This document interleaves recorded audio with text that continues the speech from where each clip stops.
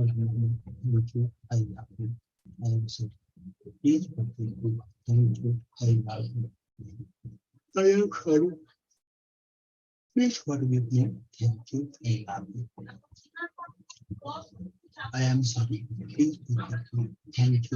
love you. I am sorry. Please forgive me. Thank you. I love you. I am sorry. Please forgive me. Thank you. I love you. I am sorry. Please forgive me. Thank you. I love you. I am sorry. Please forgive me. Thank you. I love you. I am sorry. Please forgive me. Thank you. I love you. I am sorry. Please forgive me. Thank you. I love you. I am sorry. Please forgive me. Thank you. I love you.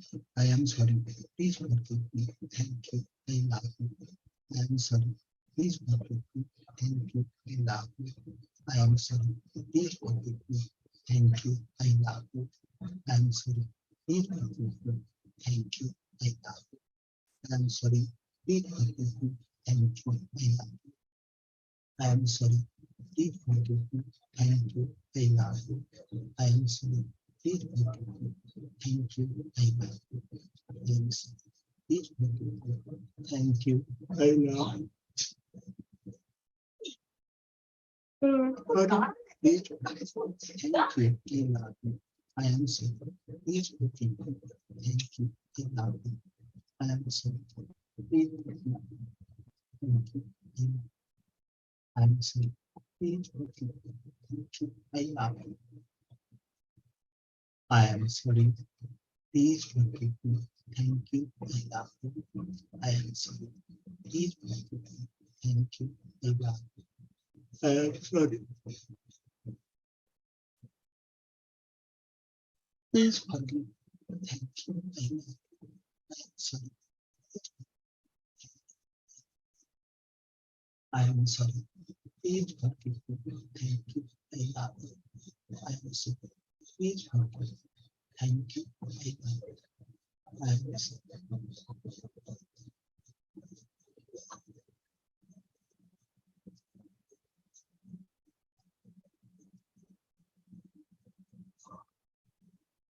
Please forgive me.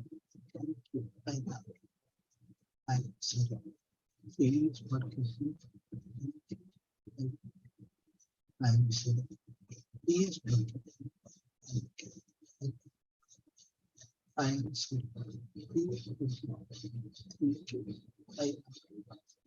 I am sorry. Please forgive me.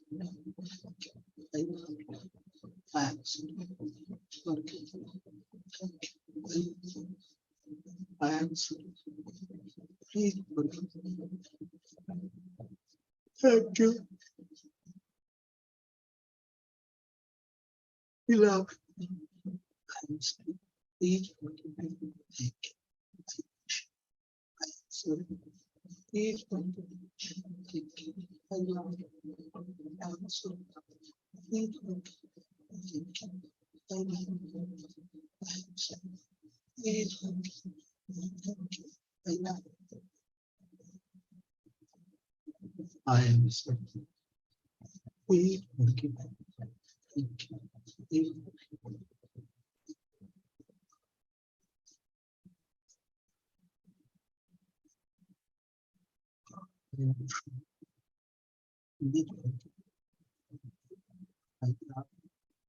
I am sorry. Thank you. I love you. I am sorry. Please forgive me. Thank you. I love you. I am sorry. Please forgive me. Thank you. I love you. I am sorry. Please forgive me. Thank you. I love you. I am sorry. Please forgive me. Thank you. I love you. I am sorry. Please forgive me. Thank you. I love you. I am sorry. Please forgive me. Thank you. I love you.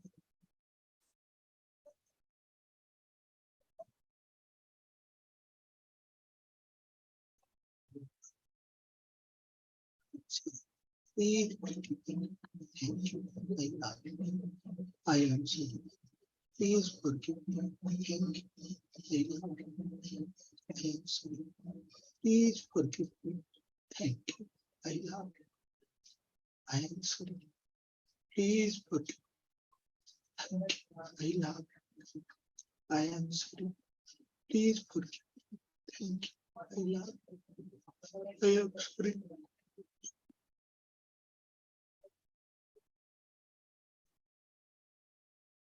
Please forgive.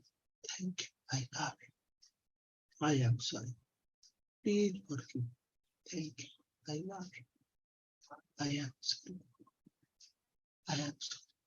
Please forgive. Thank you. I love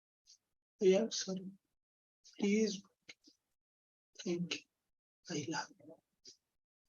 I am sorry. Please forgive. Thank you. I love you.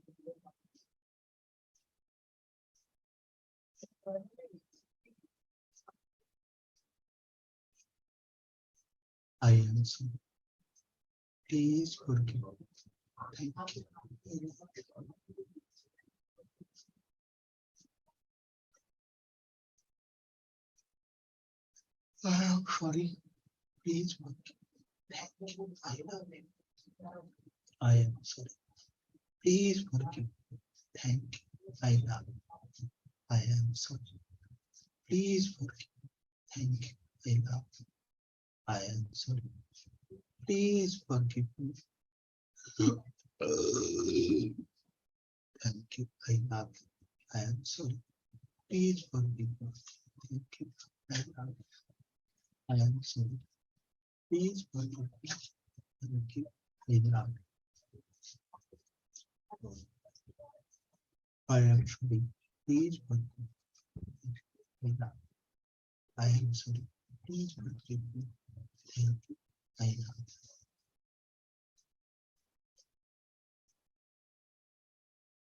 আমরা এই হোপোনোপোনো practice ক্লাসে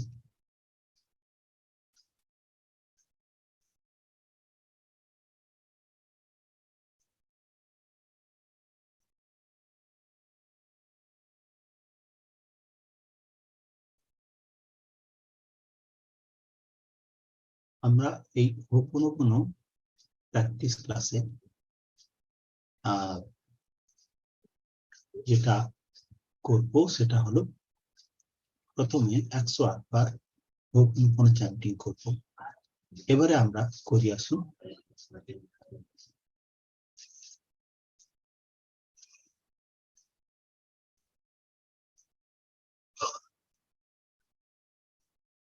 কিছু আমাদের সমস্যা, যে সমস্যা আমরা প্রতিনিয়ত ফেস করি, অর্থাৎ আমরা জীবনের এমন কোন সময় নেই যখন কিনা আমরা নানা রকমের সমস্যার সম্মুখীন হই। এই সমস্ত সমস্যাগুলো সমাধানের পথ কিন্তু আমরা সবসময় পাই না। তো যেমন ধরুন আপনার আর্থিক সমস্যা, এটা তো সংসারের সবচেয়ে বড় সমস্যা, তাই না? তো এই সমস্যাটা বেশিরভাগ মানুষের জীবনে থাকে। তো আমরা কি জানি এই সমস্যাটা সমাধান করার জন্য কি করণীয়? সাধারণভাবে লোকে কি বলবে যে কাজ করো, কঠোর পরিশ্রম করো, তাহলে কি হবে?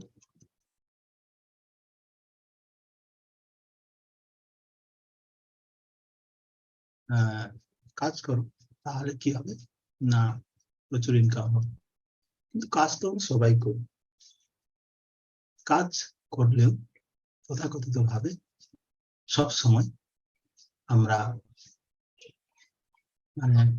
প্রয়োজনীয় অর্থ উপার্জন করতে পারি না।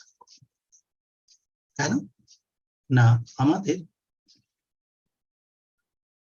অর্থ সম্পর্কে, অর্থের সঙ্গে যে রিলেশনশিপ সেটা ঠিক থাকে।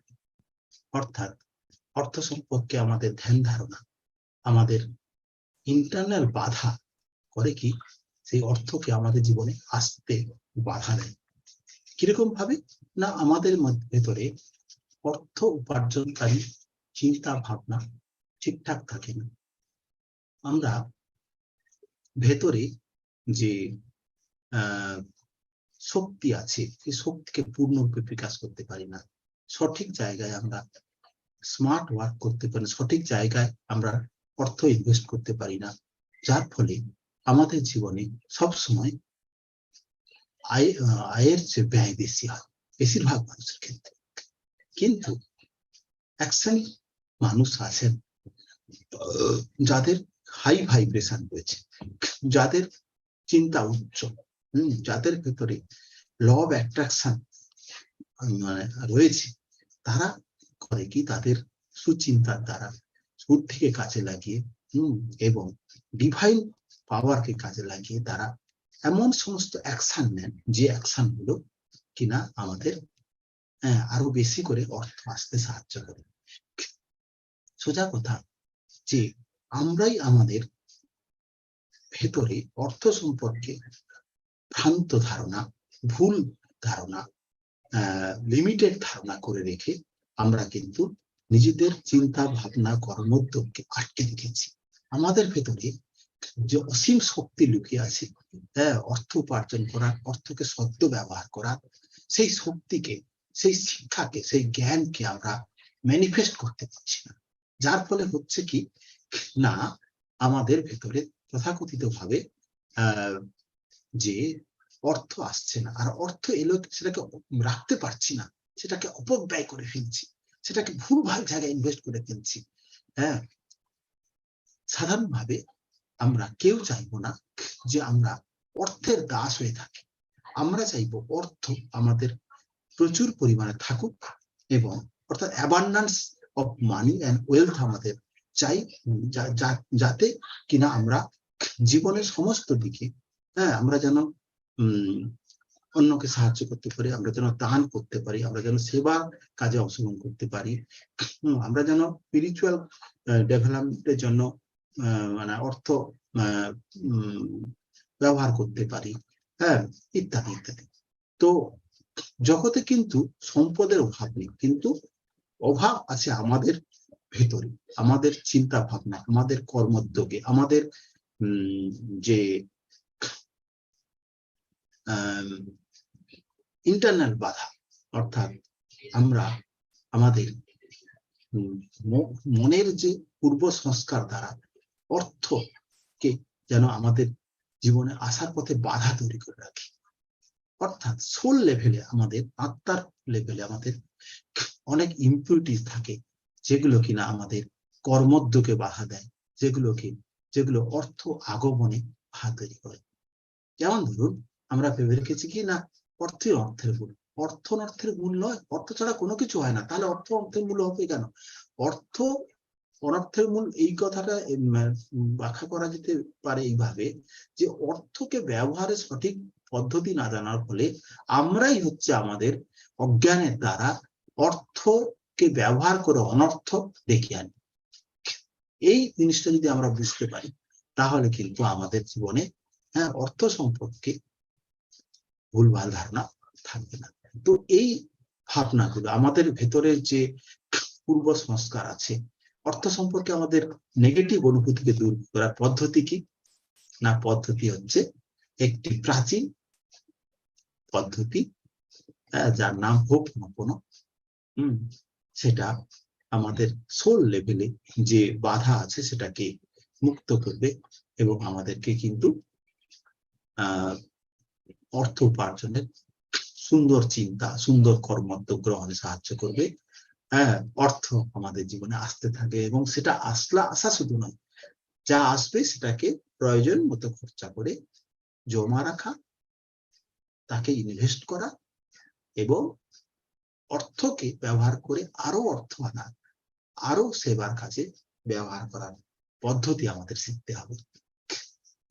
বলুন তো, অর্থ উপার্জনের নতুন নতুন পদ্ধতি, অর্থ সংরক্ষণের নতুন নতুন পদ্ধতি, অর্থকে কিভাবে ইনভেস্ট করতে হবে, অর্থ কিভাবে মানে আমাদের আরো অর্থ আনবে, তো যাতে কিনা আমরা ফিনান্সিয়াল ফ্রিডম লাভ করতে পারি। কোন বিদ্যালয়, কোন মহাবিদ্যালয়, কোন কলেজ, ইউনিভার্সিটিতে শেখানো হয়? শেখানো হয় না।